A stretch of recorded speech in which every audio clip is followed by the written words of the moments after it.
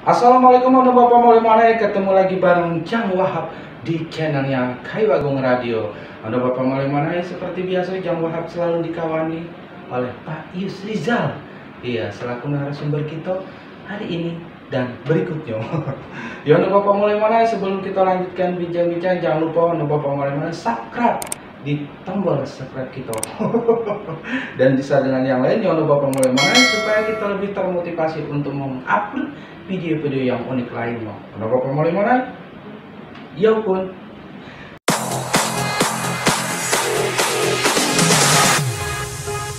Ya, apa kabarnya Pak Yusizal? Ya, kabar seperti biasa sehat. Sehat, iya. Kalau sehat itu pasti memberikan informasi-informasi terbaik untuk kita. Ya. Nah, ini Pak Yusizal, beberapa waktu yang lalu kita sempat membahas mengenai masalah ibu hamil, Ya. atau ibu yang mengandung, ya. Dan di sini ada beberapa pantangan. Nah, pada saat ibu tersebut dengan perjuangannya mempertahankan kehamilan sehingga keluarlah jabang bayi. Nah, pada saat keluar jabang bayi, ya secara medis dan mungkin Anda Bapak Malemana tahu juga, itu yang namanya dengan setiap bayi itu ada yang namanya ari-ari, ya. Ari-ari atau sejenis apa ya? Kalau orang kaya dulu itu tembuni. Nah, tembuni. Nah, itu Anda Bapak Malemana. Nah, di sini yang nak kita bahas ini apa namanya, tembuni ini kan kalau sudah bayi itu dilahirkan, ya yang nggak katik masalah dan nggak katik kepercayaan tuh hal-hal semacam itu mungkin dibuang, langsung dibuang lah ya kan itu. Nah, tapi ada beberapa daerah ya, atau suku-suku yang lain juga tetap menganggap bahwa tembuni ini ada sesuatu. Ada sesuatu apabila dibuang maka dampaknya ke bayi tersebut. Nah, kira-kira Pak Yusizal boleh diceritakan ya, apa sih sebenarnya fungsi dari apa namanya tembuni tadi setelah dipotong, dan juga harus kemana kan itu secara adat ya, secara tradisi ya. Secara tradisi. Oke. Ya, kalau kita berbicara masalah satu kelahiran ya, apabila terjadi satu kelahiran, pasti rentetannya adalah ada cabang bayi, ya kan? Ya.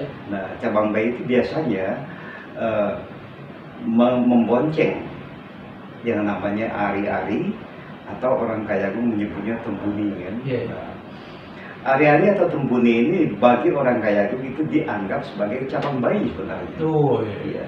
Jadi oleh karena itu ari-ari itu tidak bisa disepelekan atau dibuang asal-asalan. Iya. Dia harus ditanam seperti penguburan. Iya. Nah, pada saat penguburannya tentunya langsung dikubur tanpa dialasi apa dan sebagainya, atau memang ada syarat-syarat tertentu? Nah, kalau masyarakat Kayagung itu ada dua macam. Kalau cabang bayinya perempuan, yang dilakukan begini, kan?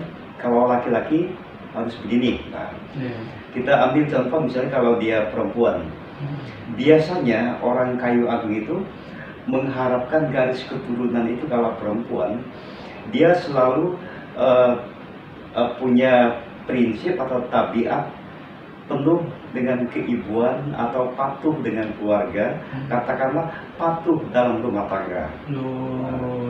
Oleh karena itu, biasanya penanaman ari-ari anak perempuan itu minimal ditanam di bawah dapur. Kalau zaman dulu, ya. Tapi sekarang kan kita sudah banyak rumah, bukan lagi rumah panggung kan, dan rumah-rumah beton kan. Nah, biasanya ari-ari itu ditanam di pinggir jalan raya. Atau ada lagi yang berpendapat tanam di halaman rumah seorang pejabat misalnya kan. Nah, ini sebenarnya tujuan mereka zaman dulu kan. Kenapa ditanam harus di rumah pejabat? Kenapa harus di bawah rumah ini? Itu ada mitos-mitos tersendiri. Misalnya kalau dia seorang pejabat, ya, ditanam di halaman rumah para pejabat kan. pada awalnya memang banyak faktor yang harus dilalui kan. Apakah yang punya lahan itu mengizinkan kita menanamkan ari-ari di halaman rumahnya kan. Nah, tetapi kebiasaan kalau orang-orang kaya agung itu memang orang kaya agung sang pejabatnya, dia mempersilahkan saja. Ya, karena itu sudah menjadi garis tradisi kebiasaan. Nah, kalau dia laki-laki biasanya itu minimal ditanam di persimpangan 4 jalan. Kemudian lagi kalau tidak di persimpangan jalan itu di halaman masjid, ataupun di bawah pohon-pohon besar. Sebenarnya itu ya tidak sembarang asal ditanam, pasti dipikirkan mitos-mitos tertentu. Kenapa harus ditanam begitu kan? Nah, untuk yang betilang tadi atau yang perempuan itu ditanam di bawah tangga ya? Iya, di bawah, bukan bawah tangga, di bawah dapur. Oh, di bawah dapur. Itu bagi yang rumah panggung. Nah, begini nih ya Pak Yusija. Jadi kalau seandainya tembun itu sudah tertanam di situ, ya mungkin ya ada kemungkinan besar ya yang namanya berumah tangga dan mungkin ada ketidakbetahan di suatu tempat itu, di tempat itu. Sementara tembun itu sudah di situ dan dia harus beralih atau berdomisili tempat yang lain. Ataukah itu harus digali dan dipindahkan ke situ atau memang sudah dibiarkan Mbak? Tidak juga. Ya, karena itu sudah ditanam kan. Memang pada hakikatnya itu dianggap cabang bayi juga kan. Tetapi kodratnya dia adalah ari-ari. Dimanapun ditanam dia tidak akan bisa digali kembali sesuai dengan dimana kita berdomisili, tidak kan? Gitu ya. Jadi dampak-dampaknya tidak ada. Ya. Nah, itulah Bapak mulai mengenai. Jadi penuh dengan ragam tradisi ya di daerah masing-masing, terutama di suku Kayu Agung, Kabupaten Ogan Komering Ilir, ya berhubungan dengan masalah syarat penanaman ari-ari. Jadi tidak sembarangan ada Bapak mulai mengenai, dan di sini juga tersimpan banyak filosofinya. Nah, kalau itu ada Bapak mulai mengenai mungkin si Jalna memberikan apa namanya untuk ada Bapak mulai mengenai. Sebagai tambahan sedikit di bawah orang Kayu Agung selalu berpendapat begini-begini tentang pola cara penanaman ari-ari kan. Dia itu memang dicuci bersih kan, sudah dicuci bersih, dibalut dengan kain kapang, dimasukkan dalam sebentuk apa itu seperti tempurung kan. Nah, sebelum dia dikubur atau ditanam, biasanya orang Kayu Agung kan, pada ari-ari itu akan diberikan tambahan-tambahan.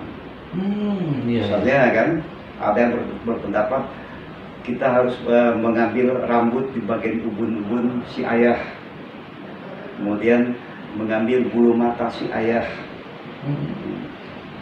dimasukkan ke dalam ari-ari itu sebelum ditanam kan. Itu diharapkan anak ini entah laki-laki maupun perempuan dia akan tunduk dengan si ayah kan. Dan si ibu biasanya ya, dia memberikan bedak, memberikan ya alat-alat lain sesuai dengan keperempuanan.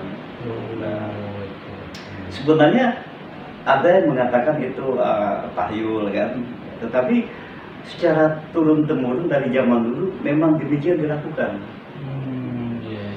Bahkan ada yang meletakkan secari kertas kan, dikasih ada pensil atau pena. Ya mungkin harapan mereka anak ini akan begini pintar karena itu. Wah, itu Bapak Malimon ya. Ternyata ya informasi luar biasa ya. Ada tradisi yang ada di suku Kayu Agung ya mengenai masalah penanaman hari-hari. Baik, kalau itu ada Bapak Malimon, mungkin sampai di sini dulu pembahasan kita kali ini. Dan untuk Bapak Malimon, sekali lagi ya tonton terus video-video kami. Iya, adik kami akan ketemu lagi dengan bahasan-bahasan yang lainnya. Ayo, untuk Bapak Malimon, kita akhiri dengan ucapan Assalamualaikum warahmatullahi wabarakatuh. 90,4 Ayo aku continue.